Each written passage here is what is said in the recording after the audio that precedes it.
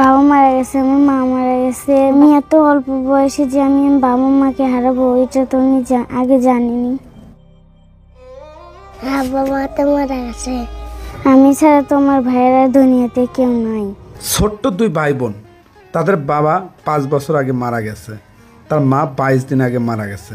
দুনিয়াতে আপন বলতে কেউ নেই। মরিয়ম 4র্থ শ্রেণীর শিক্ষার্থী ও ইসমাইল শিশু শ্রেণীতে পড়ে।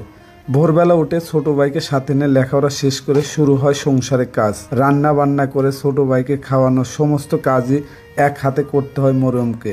ইসমাইলের বাবা মার দায়িত্ব পালন করছে বড় বোন মরিয়ম। যে বয়সে খেলাধুলা করার কথা সেই বয়সে সংসারে বোঝা কাঁধে তুলে নিয়েছে। একমাত্র চাচা মাঝে মধ্যে তাকে খাবার দিচ্ছে, দেখাশোনা করে। মায়ের মৃত্যুর পর থেকে দিশেহারা হয়ে পড়েছে দুই ভাই বোন। জরাজীর্ণ এই ভাঙা ঘরেই তাদের বসবাস।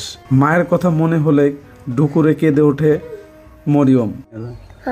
আমাকে খাবার খাওয়া দেয়, আমার আবু আমাকে স্কুলে নিয়ে দেয়।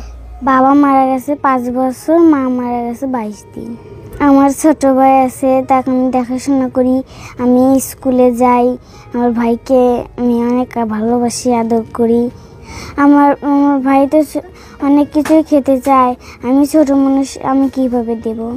আমার 2 ভাই বোনের যদি আপনারা পাশে দাঁড়ান, আমার যদি লেখাপড়া করান, একটা গরু দেন, তাহলে আমরা লেখাপড়া চালিয়ে যেতে পারবো। মরিয়ম খাতুন আর ইসমাইল 11 পাশে, ধরেন আমি হলো পাড়া প্রতিবেশী, আমি বোন হই। আর মা মরিয়ে গেছে, বাপ মরিয়ে গেছে, এর কেউ নাই, কে পাশে দাঁড়ানোর মতন একজন নাই। আপনারা যদি সবাই সহযোগিতা করেন, করেলা যদি এদের পাশে থাকেন, তাহলে এরা একটু বাইসে লেগে পারবে।